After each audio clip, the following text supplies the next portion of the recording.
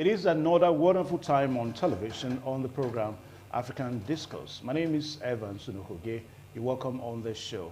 Well, we do know that 2023 is one big year in Nigeria as it relates to major elections, presidential election, and of course senatorial election across the various senatorial districts in the country and the House of Representatives in the country. Not only in Nigeria, we also have major elections in other parts of Africa in the year 2023. So that's the reason why that focal points on this program today is going to be looking at key elections to watch in 2023. Well, we understand that in Nigeria, just like what I told you, we're going to be having a presidential election and other major elections. And also, that will be in February this year, 2023. Then, of course, in Sierra Leone, in June to be precise, we understand that Sierra Leone will hold presidential and parliamentary elections whereby President Julius Maada Bio is expected to seek a second term. And also, to his Sierra Leone People's Party will be hoping to retain its majority in the National Assembly, which has been threatened by rising discontent over the high cost of living. And also this year, 2023, in Zimbabwe, President Emerson Mnangagwa will be hoping to overcome a new challenge by opposition leader Nelson Chamisa, whose Citizens Coalition for Change outfit has sought to galvanize the opposition and to correct the mistakes of the 2018. Then in Liberia, we also understand that there's going to be a presidential election in Liberia this year too. And we understand that Africa's oldest republic is slated to hold presidential and parliamentary polls in October in this year, 2023. Then we also have Gabon. Gabon is going to be having presidential election too, whereby we are told that President Ali Bongo looks set for re-election in Gabon after tactics endorsements by members of his Gabonese Democratic Party.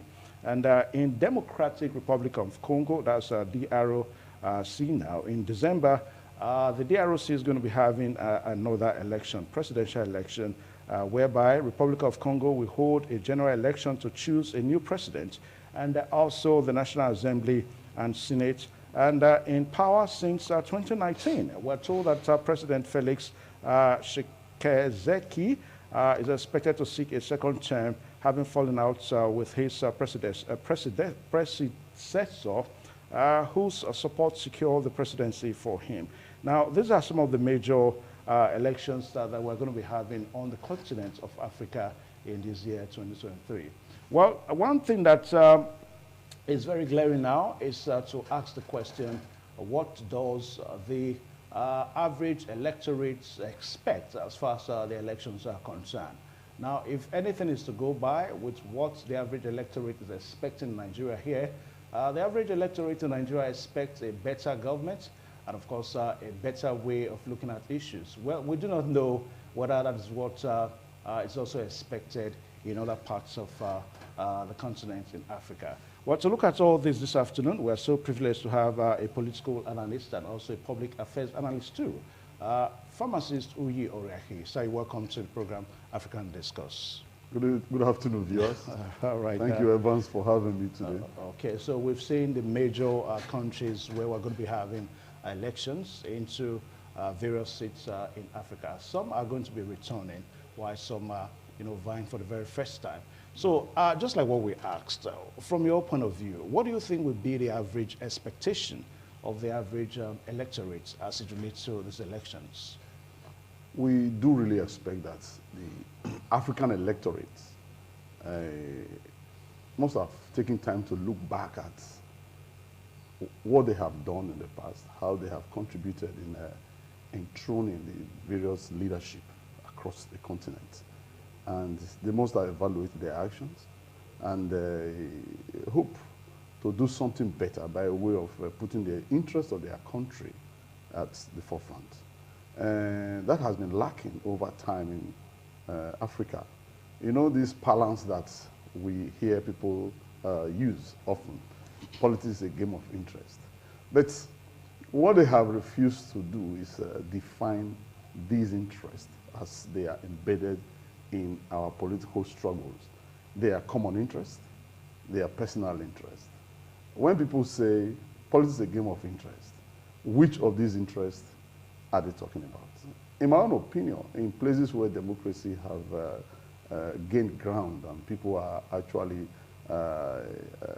benefiting from what democracy has to offer, there has been this tendency to align personal interest with common interest in order to engender a leadership that will serve the people very well. Because the tenure of presidents and leaders within the structure are well defined by the various constitutions. And they will come, they will go. But what legacy are they leaving behind? Now, this legacy is determined by what kind of interest is uppermost in the minds of these people. And again, what the electors understand by that term of leadership and how it will affect the future of the people, as it were. As the African electorate, have they grown to that extent to understand that whatever they do, going out there to cast their votes, is either service to themselves or disservice to themselves?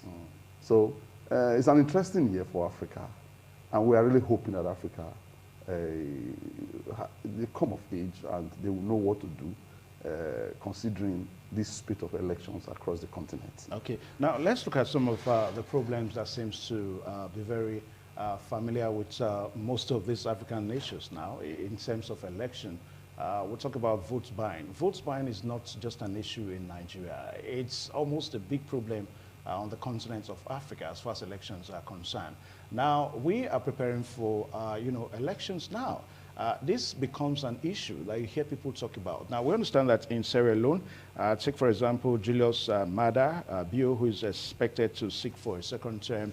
The greatest worry of some of the opposition parties is that they cannot compete with Julius Bio in terms of financial capability because of the fear of vote buying. So from your point of view, how do we keep vote buying at bay so that it cannot continue to be a major problem on the continent of Africa? Well, it's a very, very serious issue. And the best way I choose to look at it is that the people who are selling, who are buying, have people who are selling. If we take Nigeria as a case study, what vote buying has cost us, where it has thrown us into, is what we are reaping at this point in time. It is not possible to sell your vote and expect good governance. Then again, over time, you see that those who buy these votes are happy that they keep the people perpetually at a spot where they will always have votes to sell, thereby perpetrating themselves in power and leaving the society, our communities, grossly underdeveloped. In the case of our country, Nigeria, ordinarily, it is not supposed to be an issue where we begin to hammer so hard on the people and say, no, don't sell your vote, don't sell your vote. We are all seeing what we are going through at the moment. Insecurity, economic downturn, and all kinds of things. I was discussing with some persons outside the studio a while ago, and some person said, we live by the hour. We live by the hour. We do not even know what the evening time portends for us. We do not know how our children are going to feel. We do not know what the next day portends. You know, it has never been this bad. And yet, if the people do not consider the role they play in selling their votes, then they are not ready, you know, to champion a cause that will steer us in the right direction as a people. Vote buying must be stopped. But at this point, I want to commend the Nigeria INEC, that is the Independent National Electoral Commission. They have done their best to evolve a system that is very transparent. That if truly the people choose to do what is right, they have an INEC structure that will support their actions and give us the leader that we desire and we deserve. You know, but again, the operatives of this commission are also Nigerians. In as much as the commission as a body is doing all it can to ensure that elections are transparent. There are operatives within the system who are looking at it as an opportunity to sell out to the highest bidders. And who are these highest bidders? Those who have had opportunity to be in government, those who have been in the corridor, those who are financiers of these people, they are the highest bidders. They can always they have enough resources with which to buy and enthrone whatever kind of leadership that they want to enthrone. Now, pharmacists, even that we know that we have the highest bidder, syndrome in our politics in Africa.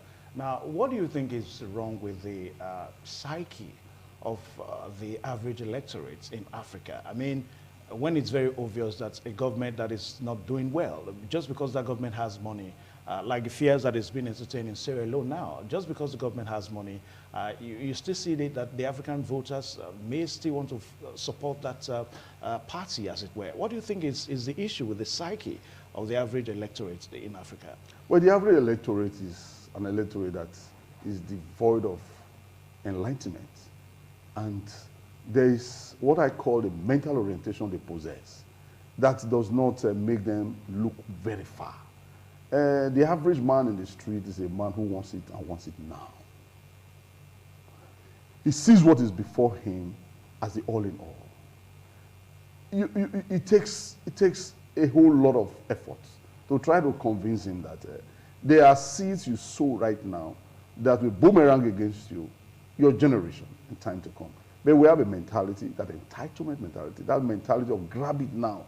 For example, a man contests and becomes an elected official in government. What you find is his immediate environment, his family, his friends, and those around him, they are telling him, look, you have come out with a once-in-a-lifetime opportunity to make everything good for you. You understand? And he goes for it. He goes for it and tries as much as possible to also make the life of these ones better in the immediate. Why a lot of other sectors in our society, in our government, they are suffering. It doesn't matter to them. So that orientation is what we should look at. Why do we have that orientation? It's an African thing. If you look at the South African story, the moment apartheid was abolished and self-governance was made possible in South Africa, you began to hear issues of corruption here and there. One of their former presidents is even serving a jail term right now. You know, those are a society that grew. We all knew grew because people from the West were managing that economy, and the economy at the time was one of the best in the world. But our people came and they want to grab. It is difficult for an African leader not to see himself as one. When he sits on that chair, his personality is synonymous with that position. He doesn't see the position as that he has been entrusted with, something to offer the society. He sees it as an opportunity for him to, amass wealth and to grab everything that he can. The same thing is in the minds of those who are voting. Everyone you see out there in the vote, there are questions I ask sometimes. This mentality that we have. Some people say, oh, it's poverty. I said, no. It is greed that brought this poverty on us. This greed of grab it that brought it. Now we are suffering. We are crying. Though we have another opportunity right now to address ourselves and do things differently, the question is again, are we ready to take the bull by the horns? Are we ready to look at ourselves in the mirror and say, all this that we have been doing has not benefited us much? Let us go there and let leaders who we know in our hearts of hearts can serve us and serve us well, based on their track record, their competence and character over time from other assignments that they have been given in the past. No. What you hear is, we will vote because of this, because of that, tribal issues, religious issues, and all of that. Nobody talks about competence. Who is my tribesman? I will vote for him. Whether he is this, is that, whether he comes out with this, So the average African is somebody that needs to be appealed to. I don't know how we are going to do this, but I'm hoping that if by chance we get what we want, and we have a leadership that begins to redirect us, probably we will come to that point. Okay. Now, just like what we said a while ago, we looked at the various countries that are going to be holding general elections for this year, 2023, in Africa. We talked about Sierra Leone, we talked about Zimbabwe, Liberia, and of course Gabon, Democratic Republic of Congo, and also one or two nations there. Now, Nigeria, it's in the forefront. As a matter of fact, Nigeria's election is the first now in 2023. For African continent.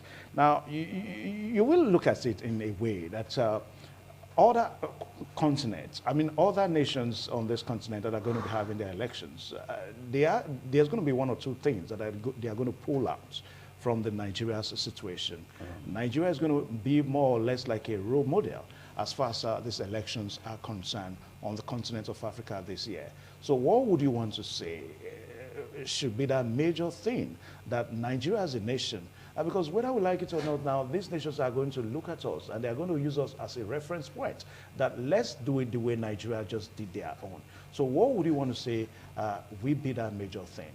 Well, you know, it is not a fallacy to say that Nigeria occupies a very important position in the African continent. We have heard speakers, I mean opinion molders from all around Africa.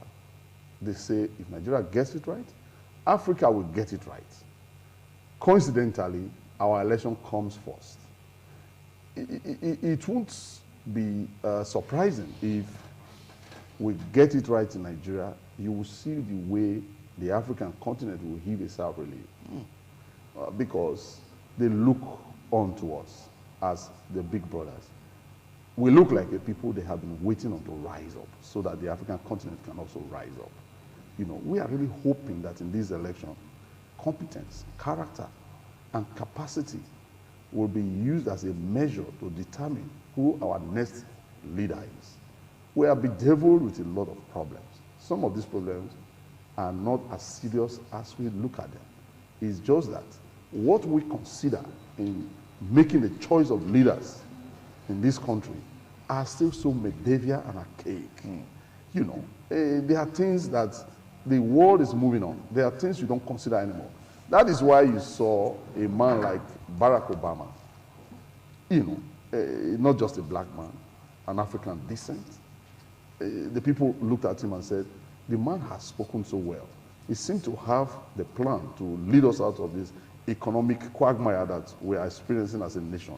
They gave him their votes, you know, and they have not regretted that up to now. Now, that is how we want the Nigerian populace to think, you know. But it is also very difficult because over time, our educational system has not been so functional for it to be spread to the interlands. In some of these countries we talk about, education from primary to secondary level is free for everyone. And the quality of education that people have in these places is such that you cannot become enlightened when you go through the process. Even better than the one we have in Nigeria? Oh, definitely, definitely. If you go to the north, permit me to say this, you will see a lot of people up till now who the government does not have plans on how these persons will be educated, even to the primary level. They are there lying there in the streets. But when election comes, they put all of them together and want to make their vote count for them. One of the presidential candidates in this country once said recently that 90% of those who vote in the north do not have access to the internet. And I was shocked. You come from that part of the country and you are saying that these people do not have access to the internet. That is an indictment because you have also been an opinion molder in that place. You have served before in a very high capacity. So these are things. We must look at this enlightenment because if you're not enlightened, you cannot understand all of these things. A situation where now what you find is in religious houses, both mosques and churches, preachers are looking to direct the minds of the people on who to vote for one reason or the other, not considering capacity and competence. You understand? It's a difficult one. We are hoping that what is happening now in this country will be abated to allow us have a good choice. Because Nigeria is very much at the precipice. And if we make any mistake right now, let it be known to everyone. Like the Benin man will say it, when the sky falls down, it doesn't fall on one person. Today, the rich and the poor are crying. Because even if the rich think they have all the money, they are not free from the kidnappers and the bandits everywhere.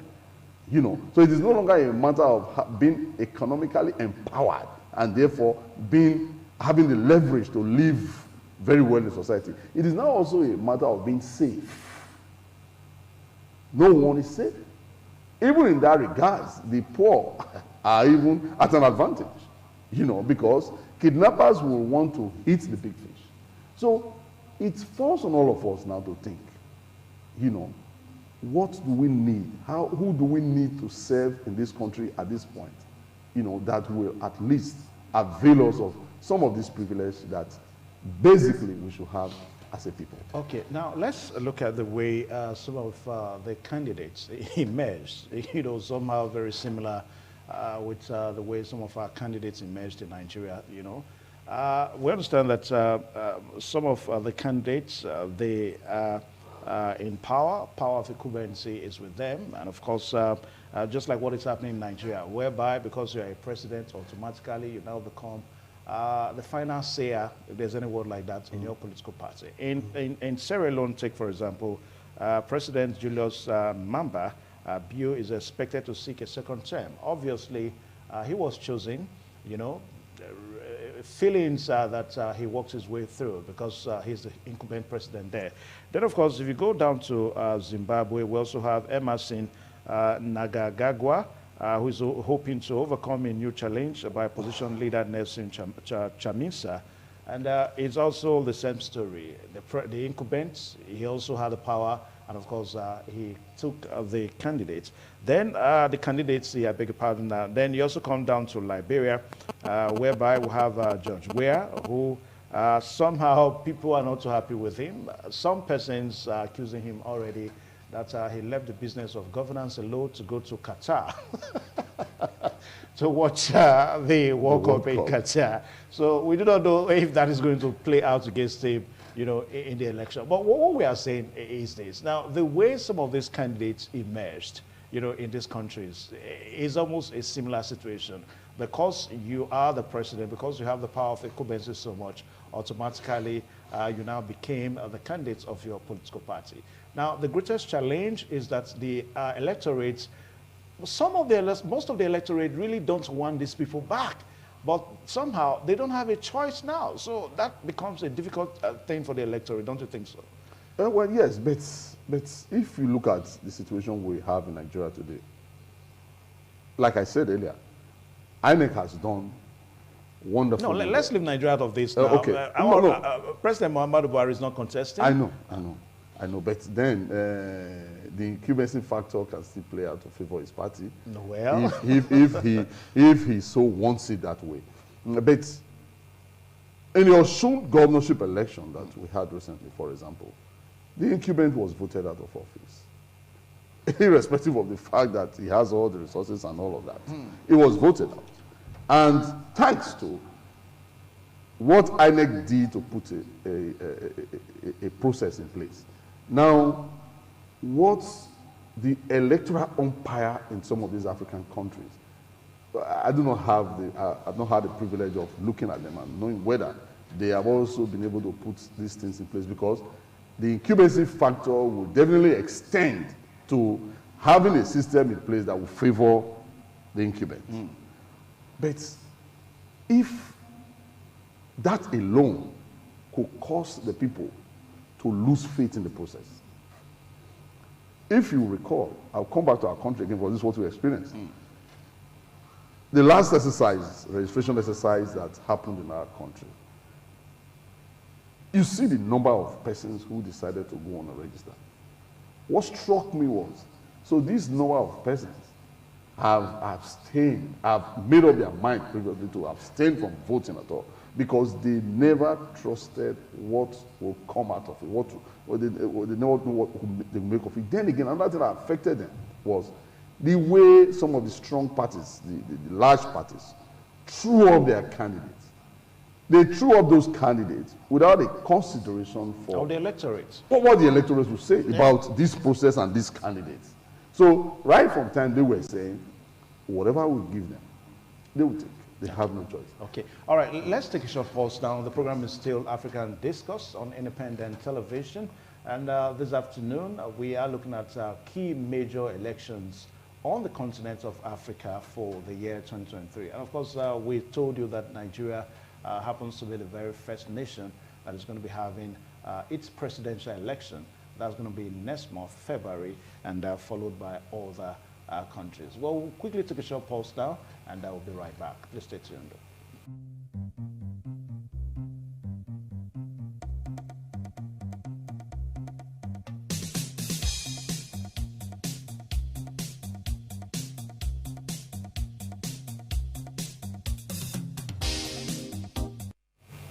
All right, thank you so much. Here the program is still African Discourse on independent television with Evans Sunukugi, and we are looking at key major elections on the continent of Africa for this year 2023. And we still have pharmacist Uyi already here. Now, pharmacist, you're welcome back. Let's see here. We're trying to look at the incumbency factor that seems to be a major issue in our politics in Africa. It leaves the average electorate with no better choice. He or she doesn't have a better choice because at the end of the day, because of a former president that has so much power, then of course he brings himself back to power and the electorate does not have a choice. So you were talking on that before we went for pause. Yes. You see some of the factors that were under considerations in the choice of who leads in Africa, they are still there. But the extent to which they play a role has also been played down a little bit, using our country again as a case study. It is true that ethno-religious sentiments are there. But if you look at it critically, there are voices now from these regions who used to stand and say, oh, we will vote for somebody from this region. Take the North, for example. They were worse hit by terrorism. We have spoken to a lot of persons from the North. They are not so much interested in following that track anymore. Of course, there are some who still are hell-bent on that. The same thing you have in the Southwest. But it is no longer as strong as it used to be. In the case of Nigeria, it is because the issues have come into our bedrooms. Those considerations cannot put food on our table anymore.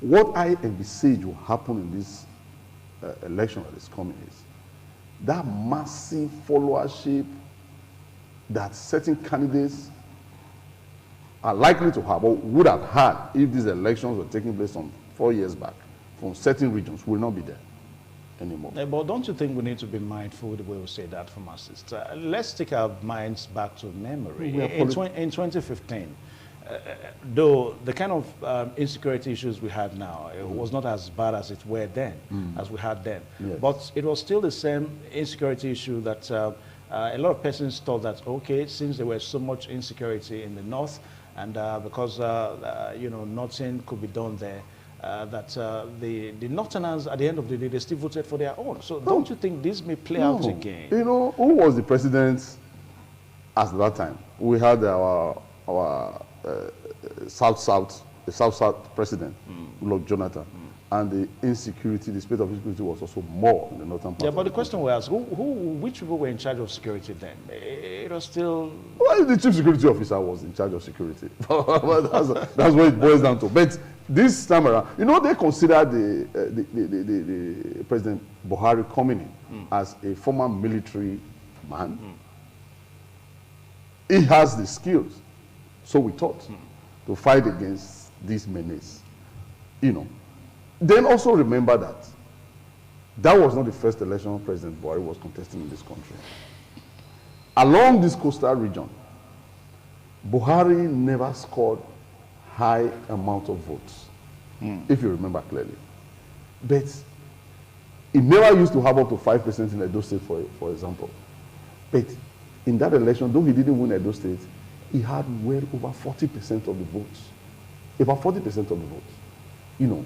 So that means even the people who previously would want to vote along regional lines made up their mind that no, we need a man who can find solution to this problem.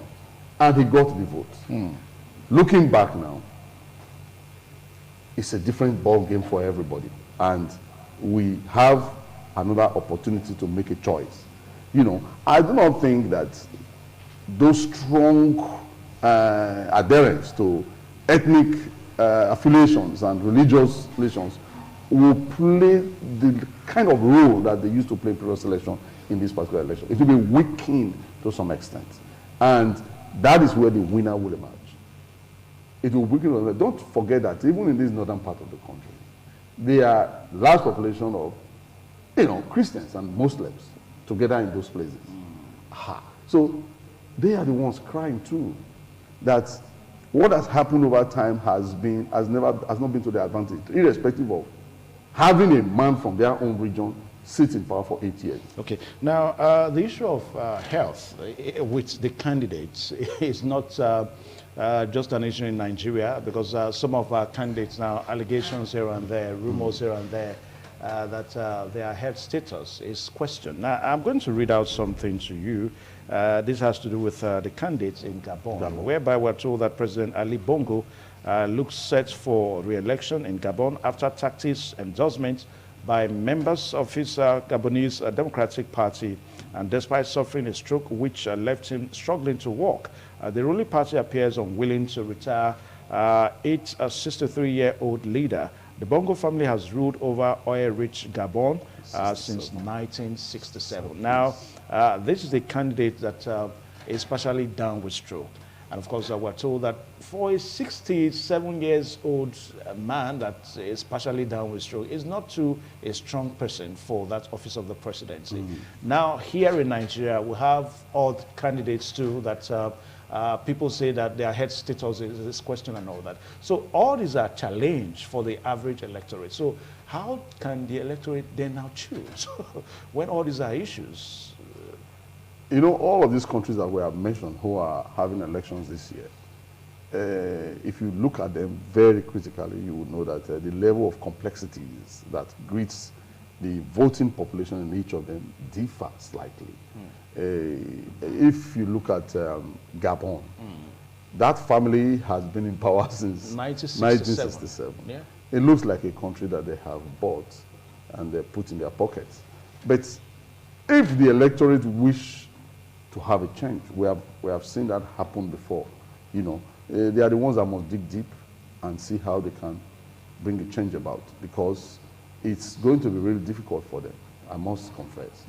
But in the Nigerian case, it's also going to be very difficult for those with poor health status to lay serious claim, as it were, in the past, because the population of youths, there was an analysis that came out from INEC.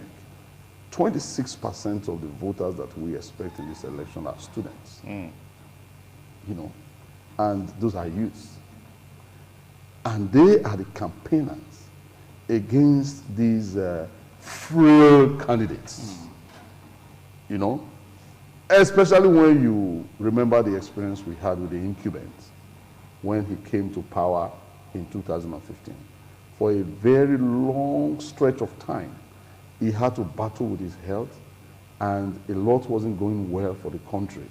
In fact, some still believe that that episode is largely responsible for the underperformance that we have continued to experience in the administration, in this current administration. Now, there are 26% students who are, I'm not saying youths, students, who are not willing to travel that route again. There are also those who registered recently and are collecting their PVC right now.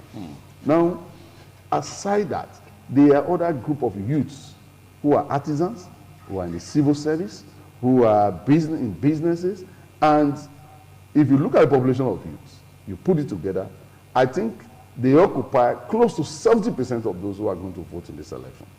So that also will make a statement. And because these are the populations that the nation is depending on for its future. So it is not rocket science to begin to imagine that these ones will not want to have frail individuals, especially when we consider what is happening all over the world. So it's not going to be what we used to have in the past. We have consulted widely across the geopolitical zones of this country. What we know are that youths, even in the north, who are enlightened enough, are not really willing to commit themselves to a leadership that is frail and sickly. All right, for the case in Liberia, President George Weah faces a huge challenge, a huge task on how to repose the citizens' confidence there now, because a lot of persons, a lot of Liberians have lost hope in George Weah, given the fact that he has not been able to fight corruption to stand still. And very recently, he annoyed the people again by going to Qatar to watch the World Cup and all that. So the fear for Liberia and perhaps for George Weah and the party he supports now is that George Weah and his political party may find it difficult. So what is your take on that? Oh, well, yes. One of the beauty of democracy is the ability, or the semi-ability, if you have to apply it to the African context, of the electorate to hire and to fire. When George Weah came on board, Africa rose, the expectations were very high, very high, and we expected something different. Oh, this one falls within the category of people that of the youth we want to see in Africa right now. But if the Liberian people who came to vote him into power feel that they are not satisfied with what he has done, part of the process is also to get him out of there, place another person there, watch that one for 4 years, exercise always that ability to hire and fire. As against whether I perform or I do not perform, there is nothing you can do. We have plotted it. There is this Milocan kind of thing. It's my turn.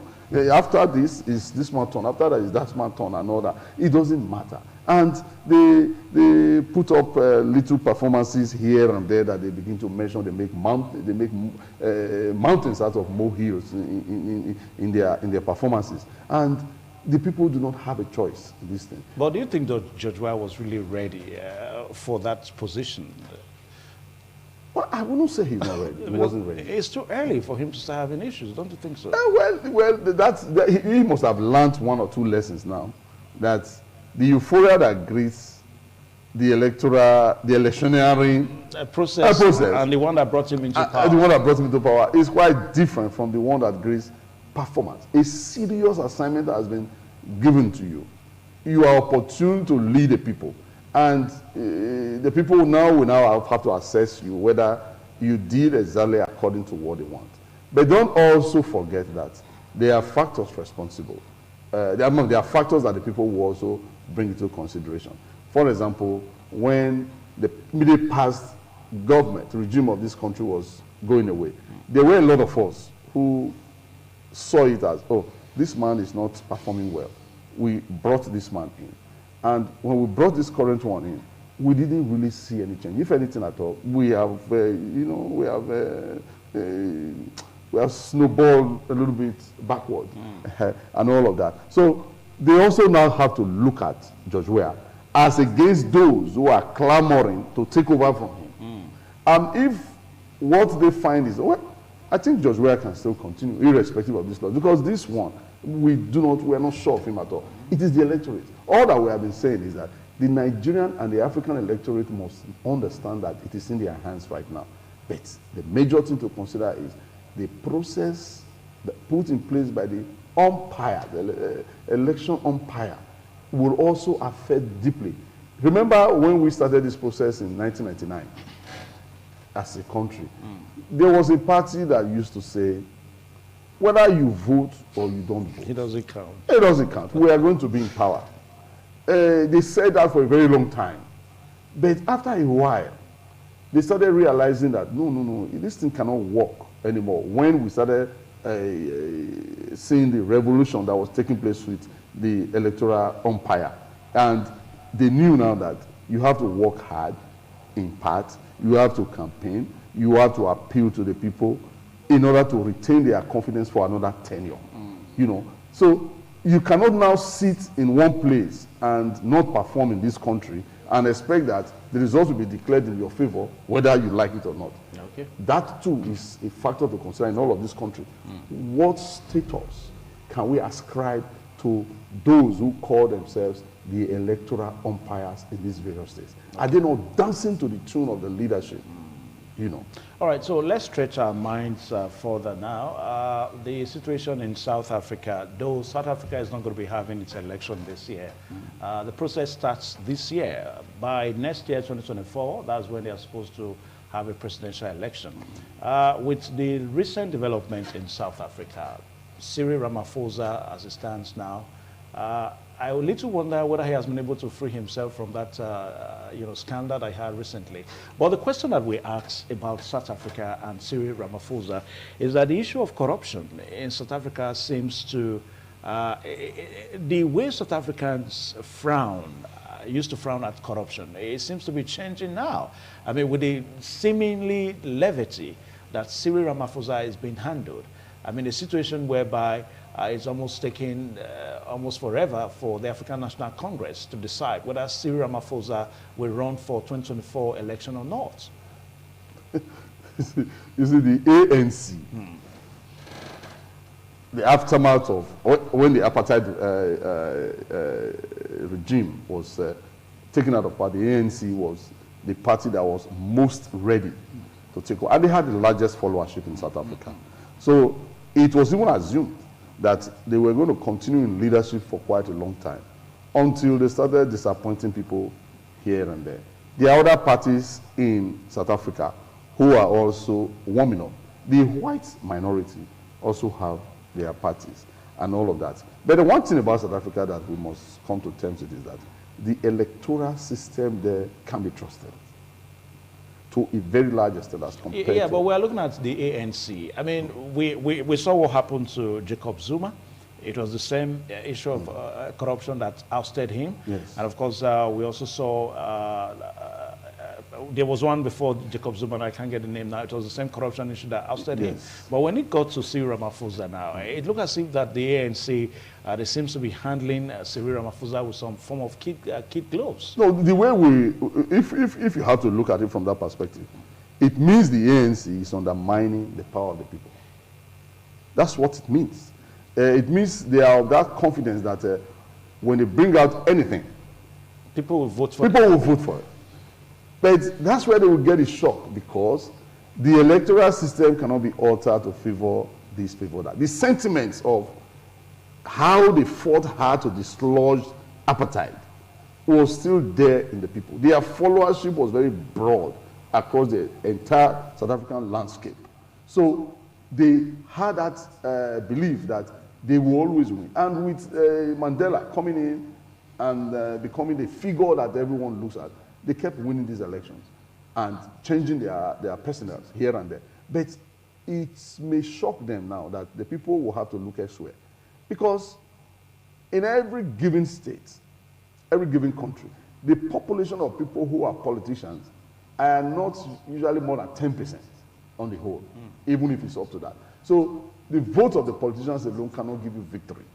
So South Africa, ANC is walking a very, very tight rope right now because the people may turn their back against them. You know, all of that will be possible because they have an electoral system that works. It may not be like that in some of these other African countries where the electoral system is not yet formidable. That is the fear we have. And you know, leaders in these regions will always want to have an electoral system that they can manipulate to suit them. When we talk about the electoral, we talk about the electoral system. And when all these things are put together and you have a fairly okay electoral system, those who are in leadership will be forced to do certain things that will make them, that will endear them to the people. In South Africa, what I fear between now and that election is that the people will turn their back against the ANC. What they have been enjoying is what persons like Nelson Mandela instituted over time. And it may be different right now because the South African people are just like you and I. They want food on their table. They want to live well. They are not there to serve one party. Just like the Nigerian populace is making some statements here and there now. Oh, we thank God that there's an emergence of another party that we can, we are being presented with 3 parties now from which to choose. They are happy about that. Whether it sees the light of day or it doesn't see the light of day, those other major parties will realize that they had to sweat to win that election. And it will also have an effect in our electoral process going forward. Okay. All right, so one more question before we draw the curtain on the show today. The issue of Africans in diaspora not being able to vote in elections back at home is a big issue. Nigerians in diaspora cannot vote. Sierra Leoneans in diaspora cannot vote. Liberians in diaspora cannot also vote. And we also have Zimbabweans in diaspora cannot vote. But whether you like it or not, there is a very huge say now that these people perhaps, they know better. I mean, you cannot influence them because they are not on the African continent. So you cannot financially induce them. As a matter of fact, they left the continent because of the way things were. They had to look for greener pasture elsewhere. Now, what do you think will be the quality of the kind of leaders that we are going to be electing? You know, if we have a set of group of persons that cannot be influenced in any way, that probably know better, and yet they cannot vote in their elections, what is the quality of the kind of leaders we then now make? Well, we really pray that in the not too distant future, a system will be in place to make all these ones also vote, because, you know, Nigeria has a very large population of people outside this country who are keen watchers of our political space. I think in the course of time, if these people are brought in to be part of the process, I'm sure it will sway the vote in a direction that will also that will please everyone in this country. Make it qualitative. Yeah, make it qualitative. It's something we must look forward to.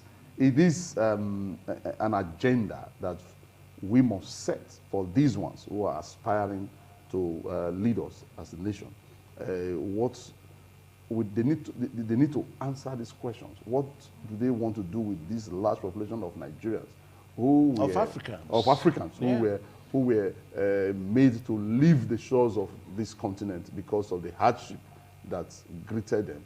What do you want to do? Because as I speak to you now, I know that there are many of these candidates who have no answer for this kind of situation. But you and I know that that is the direction we should be going. But you want to vote for these candidates if you know they don't have the answer to the questions? Well, it means you are part of the problem. No, some of them have begun to talk about it. It depends on how much we can trust them based on their track records. It all depends. We just fall short of putting a name to it. But the truth is, we know many Nigerians. Do you think it's a case of when the desirable is not available, the available becomes desirable for the African electorate? Is that their case? To an extent, that is it. And if that's the case, do we tend to grow politically in this direction? Somebody has to be lead at any point in time. Like they often say, you choose your very best from those who present themselves. You cannot go outside the choices that are presented. You choose one that will be more suitable. Probably, in the course of time, those ones are even able to do more to expand the coast. Probably future elections will have people who will say, no, this is possible, because we are living in an age where some of these things are not so difficult to do right now. You will just evolve the system. It is a kind of technology, and they are able to vote. But I tell you, with the way INEC is going as a body, I'm sure that it will not be too far into the distance for us to have a system where those of us in the diaspora are able to vote. All right, this is where we draw the curtain today on the program, African Discourse on Independent Television, talking about ways and methods that we can actually improve in our elections as far as the continent of Africa is concerned. Well, I told you we saw the countries that are going to be having their elections this year, 2023.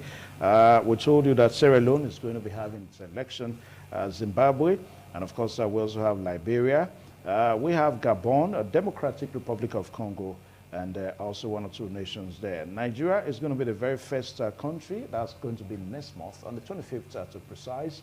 The presidential, the senatorial, and of course the House of Representatives election is going to be in Nigeria. So let's just hope and pray that Nigeria will be that nation that other countries on the continent of Africa will learn from as far as elections are concerned.